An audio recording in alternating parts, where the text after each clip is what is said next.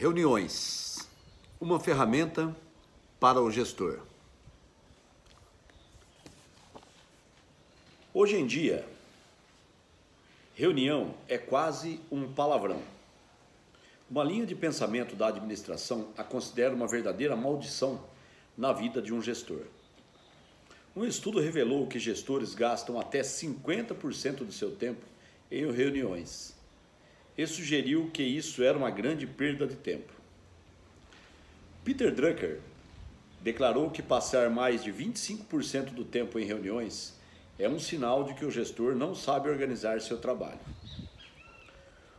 William H. White Jr., no livro The Organization Man, descreveu as reuniões como um trabalho não construtivo que os gestores devem suportar. Mas as reuniões não precisam ser as vilãs da história. Como já vimos, grande parte do trabalho da média gestão envolve fornecer informações e know-how e dar ideia dos melhores métodos de trabalho aos grupos sob seu controle e influência. Um gestor também toma e ajuda a tomar decisões. Esses dois tipos básicos de tarefa de gestão só podem ser realizados em conversas presenciais, ou melhor, em reuniões. Por isso, volto a dizer que uma reunião nada mais é do que uma ferramenta para o gestor fazer seu trabalho. Pensando assim, não deveríamos lutar para eliminá-las, mas usar o tempo que passamos nelas com a maior eficiência possível. Eu, nesse caso, concordo com o autor aqui, que é o Andrew Grove, que escreveu Gestão de Alta Performance. Andrew Grove foi CEO da Intel, CEO e também fundador da Intel. Esse livro foi escrito no ano de 1983 e revisado pelo próprio autor em 1995. Do que eu aprendi, alguns outros países, principalmente os Estados Unidos, que a gente mais conhece, pelo menos da nossa cultura, através da TV, através de filmes, é mais avançado do que o Brasil. Eu, pelo menos, penso assim. E alguns problemas que nós sofremos agora nas nossas empresas, até pequenas aqui, eles já sofreram lá antes. E, na minha opinião, as reuniões são realmente necessárias. O difícil é fazer uma reunião ser produtiva. Isso realmente não é fácil. Mas é por isso que nós estamos estudando um livro como esse. As reuniões são importantes e nesse tempo aqui não existiam as reuniões online, que é algo que, se for usado em exagero, como quase tudo, pode ser prejudicial. Mas usada de forma cautelosa e bem pensada, pode ajudar e muito, porque você não precisa reunir as pessoas no mesmo local para fazer uma reunião. Então, é mais fácil de você ter ideias dos outros. E com tantos recursos tecnológicos que nós temos hoje em dia, 2024, eu acho que facilita ainda mais. Tá bem? Vamos em frente então. Voltando ao texto, as duas funções básicas da gestão produzem dois tipos básicos de reuniões. No primeiro tipo de reunião, chamado de reunião orientada ao processo, há compartilhamento de conhecimentos e troca de informações. Essas reuniões são regulares e programadas. O objetivo do segundo tipo de reunião é resolver um problema específico. Essas reuniões, chamadas de reuniões orientadas à missão, normalmente produzem uma decisão. Elas são marcadas de acordo com a necessidade, sem serem agendadas com muita antecedência. Só relembrando, eu sou Luiz Fernando Fontana e estamos lendo o livro Gestão de Alta Performance e começamos na página 101. Agora retomamos ao texto na página 102. Reuniões orientadas ao processo. Para que nos beneficiemos ao máximo desse tipo de reunião, ela deve ter um máximo de regularidade. Em outras palavras, os participantes devem conhecer a dinâmica da reunião, os temas discutidos e os objetivos almejados. Ela deve ser estruturada para permitir que o gestor agrupe as interações, ou seja, use o mesmo tempo de organização de produção e esforço para lidar com várias tarefas semelhantes de gestão. Além disso, dada a regularidade desse tipo de reunião, você e os demais participantes podem começar a prever o tempo necessário para os tipos de trabalho que devem ser feitos. Desse modo, um sistema de controle de produção pode começar a ser montado em várias agendas. E uma reunião agendada terá impacto mínimo sobre as outras tarefas que precisam ser realizadas. Na Intel, usamos 3 tipos de reuniões orientadas ao processo: a reunião individual, ou one-on-one, a reunião de equipe e a reunião de análise operacional. Reuniões one-on-one, ou 1 a 1. Na Intel, uma reunião individual, ou one-on-one, é uma conversa entre um supervisor e um subordinado que constitui a principal maneira de manter o relacionamento profissional entre eles. Os principais objetivos dessa reunião são aprender e trocar informações, conversando sobre problemas e situações específicas. O supervisor ensina suas habilidades e seus conhecimentos ao subordinado e sugere maneiras de resolver os problemas. Ao mesmo tempo, o subordinado apresenta ao supervisor informações detalhadas sobre suas atividades e possíveis dificuldades. Pelo que sei, raras empresas fora Intel fazem reuniões one-on-one agendadas. Quando pergunto a gestores de outras empresas sobre a prática, normalmente eles respondem algo como: não preciso marcar reuniões com o meu chefe ou subordinado. Eu os vejo várias vezes ao dia. Uma reunião one-on-one é muito diferente de uma conversa casual entre um supervisor e um subordinado, e até de uma reunião orientada à missão, para resolver um problema específico. Uma reunião one-on-one é muito diferente de uma conversa casual entre o supervisor e um subordinado, e até de uma reunião orientada à missão para resolver um problema específico.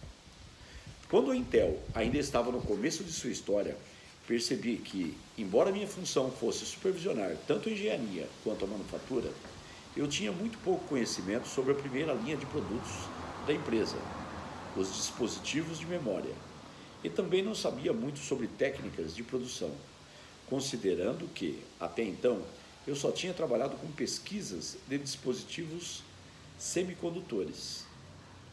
Em vista disso, 2 subordinados concordaram a me dar aulas particulares de design e produção de dispositivos de memória. Quero confessar aqui também que a minha empresa principal hoje, em 2024, é a Injeta Plástico. Porém, eu sou projetista e também ferramenteiro. E quando eu comecei a Injeta, há exatos 16 anos atrás, eu não entendia muito de injeção, eu sabia mais ou menos como era. E eu precisei aprender com os meus operadores. Isso foi algo que eu consegui ao longo do tempo.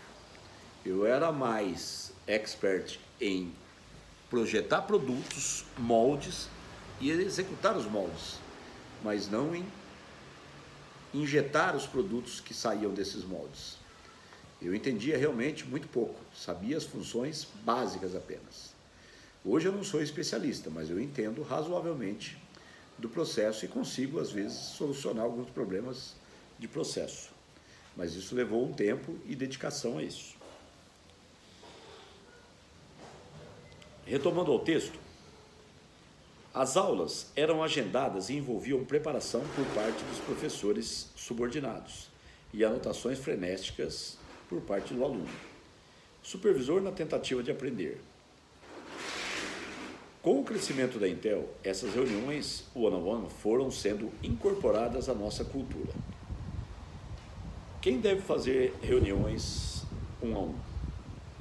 Em algumas situações, um supervisor pode precisar conduzir reuniões desse tipo com todos os seus subordinados, de especialistas, técnicos a operadores de produção. Mas eu gostaria de falar aqui das reuniões one-on-one entre supervisor e cada subordinado, que responde diretamente a ele. Com que frequência você deve ter reuniões one-on-one? Ou, em outras palavras, como saber com que frequência um subordinado precisa de uma reunião one-on-one? A resposta é a maturidade aplicável à tarefa ou ao trabalho de um subordinado. Em outras palavras, quanta experiência seu subordinado tem na tarefa em questão. Não me refiro à experiência profissional dele em geral ou à idade dele. Como veremos adiante, o melhor estilo de gestão em uma situação específica deve variar de uma supervisão mais rigorosa ou menos rigorosa à medida que o subordinado acumula maturidade aplicável à tarefa. Portanto, você deve ter reuniões one-on-one mais frequentes, por exemplo, uma vez por semana, com um subordinado inexperiente, em uma situação específica, e menos frequentes, talvez uma vez por mês, com um veterano experiente na situação. Também é importante levar em conta a velocidade da evolução da área. No marketing, por exemplo, as coisas podem acontecer com tanta rapidez que um supervisor precisa fazer reuniões one-on-one frequentes para manter-se a par dos acontecimentos.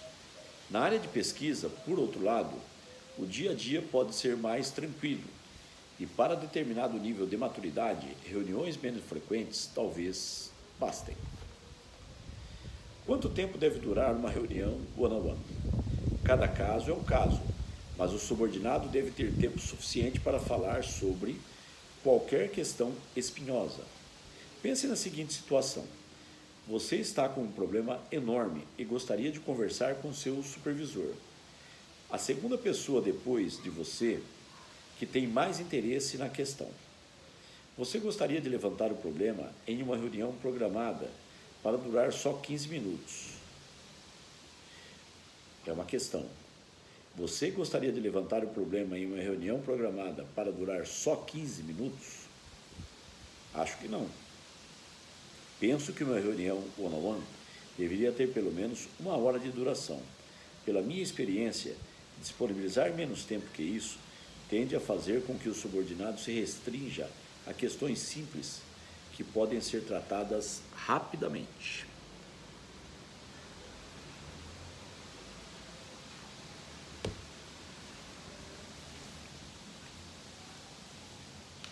Onde você deve fazer uma reunião one-on-one? Na sala do supervisor, na sala do subordinado ou em qualquer outro lugar? Acho que o melhor é fazer a reunião o mais perto possível do local de trabalho do subordinado, se possível na sala dele. Um supervisor tem muito a aprender só de entrar na sala do subordinado. Ele é organizado, ele passa muito tempo procurando um documento, ele é interrompido o tempo todo, ou ele nunca é interrompido e, em geral, como o subordinado lida com o próprio trabalho. É imprescindível que a reunião one-on-one, considerada uma reunião do subordinado, que deve ter a liberdade de definir pauta e o tom da conversa. A razão para isso é simples. Alguém precisa se preparar para a reunião. Um supervisor com 8 subordinados teria de se preparar 8 vezes, enquanto o subordinado só precisa se preparar uma vez. Portanto, ele deve preparar uma pauta, o que é muito importante porque o obriga a pensar com antecedência sobre todas as questões que planeja levantar na reunião com o chefe. Isso é algo extremamente importante. Quando você for conversar com o seu líder, é bom você ter as suas dúvidas, os seus problemas anotados e na ponta da língua. Vai ser muito mais fácil de você lembrar sobre o que você vai tratar e se preparar para poder ter as respostas que normalmente ele vai te fazer. Voltando ao texto,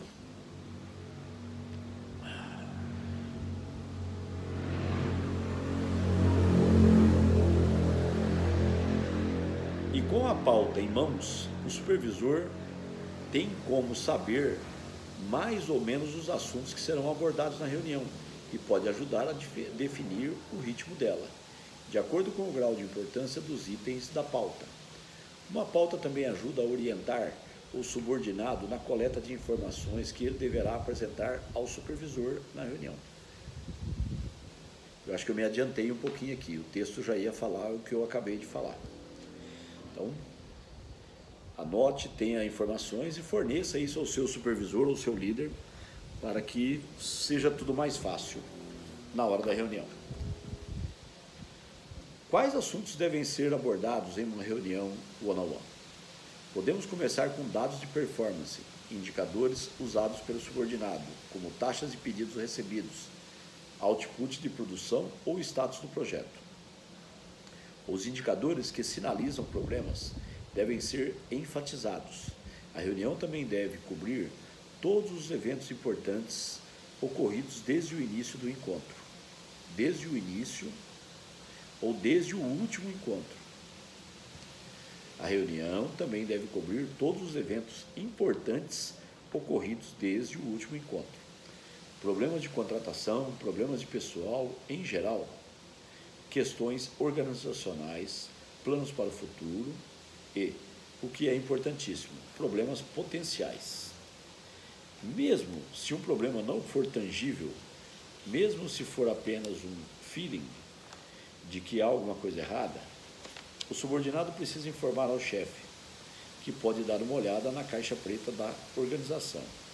O critério mais importante para definir os assuntos da reunião é que a conversa deve girar em torno de questões que estão preocupando e incomodando o subordinado. Essas questões costumam ser vagas, levam tempo para vir à tona e para ser ponderadas e resolvidas. Qual é o papel do supervisor em uma reunião one-on-one? Ele deve ajudar o subordinado a dizer o que está acontecendo e o que está incomodando. Ele está lá para aprender e orientar. Peter Drucker resume muito bem o trabalho do supervisor.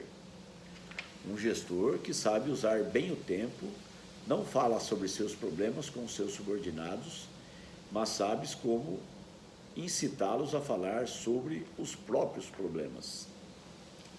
Como fazer isso? Aplicando o princípio didático de gestão de Grove. Faça mais uma pergunta. Quando o supervisor acha que o subordinado já disse tudo o que gostaria de ter dito sobre um assunto, ele deve fazer mais uma pergunta. Deve tentar manter os pensamentos fluindo, incitando o subordinado com perguntas até os dois considerarem que chegaram ao fundo da questão. Eu gostaria de dar dicas para conduzir boas reuniões one-on-one. Primeiro, tanto o supervisor quanto o subordinado devem ficar com uma cópia da pauta e fazer anotações, o que tem uma série de vantagens. Eu faço anotações em praticamente todas as circunstâncias e, na maioria das vezes, nunca preciso recorrer a elas depois. Faço isso para não fugirmos do assunto e me ajuda a digerir as informações que ouço e vejo. Como eu tomo notas no formato de tópicos, sou forçado a fazer uma categorização lógica das informações, o que me ajuda a absorvê-las. A mensagem que transmitimos quando anotamos o que o outro diz também é importante. Muitas questões levantadas em uma reunião, o one-on-one acaba acabam determinando uma ação a ser tomada pelo subordinado. Isso de fazer anotações durante uma reunião é bastante importante. E o autor fala aqui que ele normalmente não precisa recorrer às anotações. Eu já percebi várias vezes que algumas coisas que eu anoto, eu gravo. Então, se eu não anoto, eu acabo esquecendo. Mas se eu anoto, eu acabo gravando. Tá? Na maioria das vezes. E outra, também é bastante importante a dica que ele está dando aqui, de você fazer 2 cópias sobre a pauta quando você vai estar numa reunião 1 a 1. Tá? Que aí cada um faz as suas anotações daquele momento. Legal? Quando faz uma anotação imediatamente após a sugestão do supervisor, ele sinaliza um comprometimento com um aperto de mão, de que algo será feito. O supervisor, que também tomou nota, pode acompanhar o andamento da solução na próxima reunião. Manter um arquivo no qual o supervisor e subordinado acumulam questões importantes, mas não absurdamente urgentes, para discutir na próxima reunião, ajuda a poupar muito tempo. Esse tipo de arquivo aplica o princípio de agrupamento e poupa tempo para os dois, ao reduzir a necessidade de contatos não agendados, como telefonemas, passar na sala um do outro para falar sobre a questão e assim por diante, que constituem atípicas interrupções das quais falamos acima. O supervisor também deve incentivar uma conversa franca nas reuniões one-on-one, que são o ambiente perfeito para abordar problemas sutis e profundos que podem estar afetando o trabalho do subordinado. Ele está satisfeito com o próprio desempenho? Ele está preocupado com alguma frustração ou obstáculo? Ele não sabe ao certo para onde está indo? Mas o chefe deve tomar cuidado com as questões levantadas em momentos inoportunos. Na maioria das vezes, isso acontece perto do fim de uma reunião. Se você deixar isso acontecer, o subordinado pode, por exemplo, lhe dizer que está insatisfeito e que está em busca de outro emprego, e você só terá 5 minutos para reagir. Reuniões one-on-one por telefone passaram a ser necessárias porque muitas organizações são geograficamente dispersas, mas elas podem ser muito eficazes com as devidas preparação e atenção. O supervisor deve receber a pauta antes do início da reunião, os dois devem fazer anotações e assim por diante. Como você não tem como ver o outro participante fazendo anotações, vocês podem trocar notas depois da reunião, para que ambos fiquem sabendo o que o outro se comprometeu a fazer. Voltando a dizer, nos dias de hoje, nós podemos fazer reuniões online. E aí fica bem fácil de fazer uma reunião e anotações one-on-one. As reuniões one-on-one devem ser agendadas de maneira contínua, ou seja, marcando a próxima ao fim de cada reunião. Desse modo, outros compromissos podem ser levados em consideração e cancelamentos podem ser evitados. Se o supervisor usar um agendamento fixo para reuniões one-on-one, como uma segunda-feira sim e outra não, se as férias do subordinado acontecerem de cair nessa data, a reunião não ocorrerá. O agendamento contínuo evita que isso aconteça. Qual é a alavancagem na reunião one-on-one?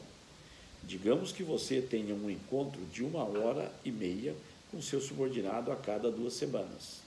90 minutos do seu tempo podem melhorar a qualidade do trabalho de seu subordinado por 2 semanas, o que equivale a mais de 80 horas de trabalho, além de ajudá-lo a entender melhor o que ele está fazendo. Vendo a coisa por esse lado, fica claro que as reuniões one-on-one podem ter uma alavancagem enorme. Com essas reuniões, o supervisor e subordinado podem desenvolver uma base compartilhada de informações e maneiras semelhantes de fazer as coisas e lidar com as situações.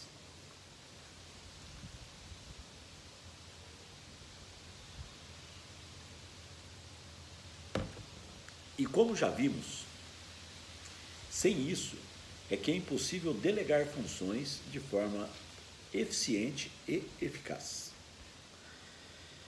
Ao mesmo tempo, vale um alerta. Pesquisem no dicionário o que é eficiência e o que é eficácia. As palavras são irmãs, mas elas têm uma pequena diferença. Ao mesmo tempo, o subordinado também ensina o supervisor esse aprendizado esse aprendizado é absolutamente crucial para toda boa tomada de decisão. Dia desses, em uma reunião one-on-one, um subordinado meu, responsável pelo departamento de vendas da Intel, analisou os indicadores de tendência de pedidos recebidos. Eu conhecia vagamente os indicadores, mas ele me apresentou muitas informações específicas e me convenceu que nosso negócio tinha parado de crescer. O terceiro trimestre do ano costuma apresentar vendas mais baixas, mas ele me provou que a queda não era apenas sazonal. Depois de passar um tempo analisando os dados e ponderando sua relação com os outros indicadores de atividade comercial do setor, chegamos relutantes à conclusão de que os negócios de fato estavam desacelerando. Isso queria dizer que o ideal era adotarmos uma abordagem conservadora quanto aos investimentos de curto prazo, o que não é pouca coisa. Essa base de informações compartilhada nos permitiu desenvolver uma atitude, uma abordagem e uma conclusão aliadas, um perfil conservador quanto aos nossos planos de expansão. Meu subordinado saiu da reunião decidido a desacelerar o crescimento em sua área de responsabilidade, e eu saí decidido a compartilhar nossas conclusões com grupos de negócios sobre minha supervisão. Assim, aquela reunião one-on-one produziu uma alavancagem enorme. O diretor de vendas da Intel afetou o trabalho de todos os outros diretores que se reportavam a mim. Abrindo um parêntese aqui, também acho que lançar mão de reuniões one-on-one em casa pode melhorar a vida familiar. Tenho 2 filhas adolescentes e descobri que as conversas das nossas reuniões one-on-one têm um tom e uma natureza muito diferentes daquelas feitas em outras circunstâncias. Esse tipo de reunião nos ajuda a levar o outro a sério e possibilita abordar assuntos delicados e complicados. É claro que não tomamos notas e normalmente nos reunimos durante o jantar em algum restaurante, mas a reunião one-on-one familiar é bem parecida com a reunião one-on-one no trabalho. Recomendo vivamente as 2 práticas. Eu também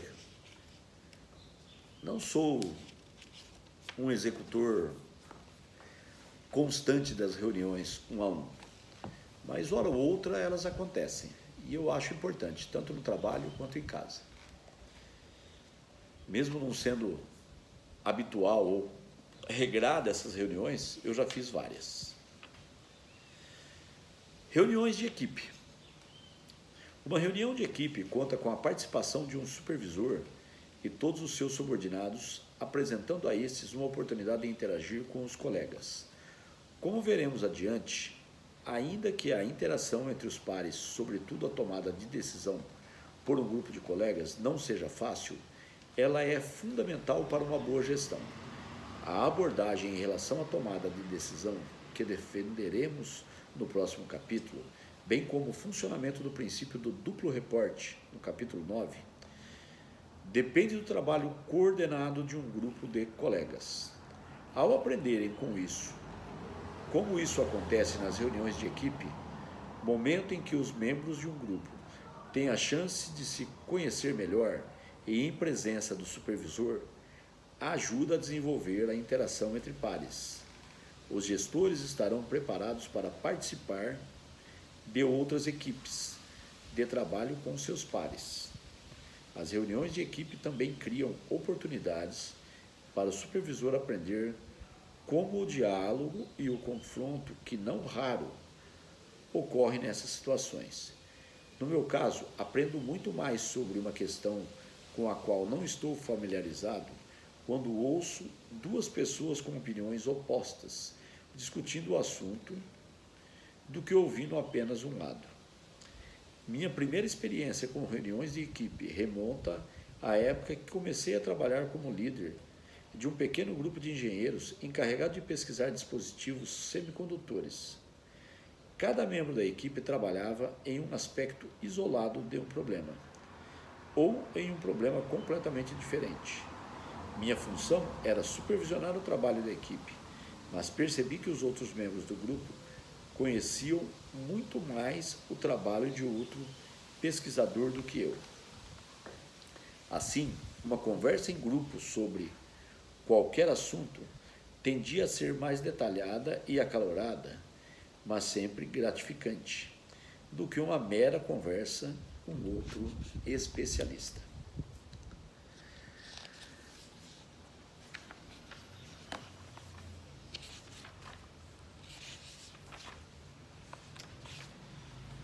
Muito bem, eu queria tocar um pouquinho mais em frente aqui, porém o capítulo ainda vai um pouquinho longe. E nós vamos parar por aqui para ler mais umas páginas na próxima leitura, que concluirá o capítulo número 4. Chegamos à página 110 e amanhã vamos ler um outro trecho. O que deve ser discutido em uma reunião de equipe. Beleza? Então, mais uma leitura concluída. Até a próxima. Esta aqui é a 10ª leitura do livro Gestão de Alta Performance. Tchau.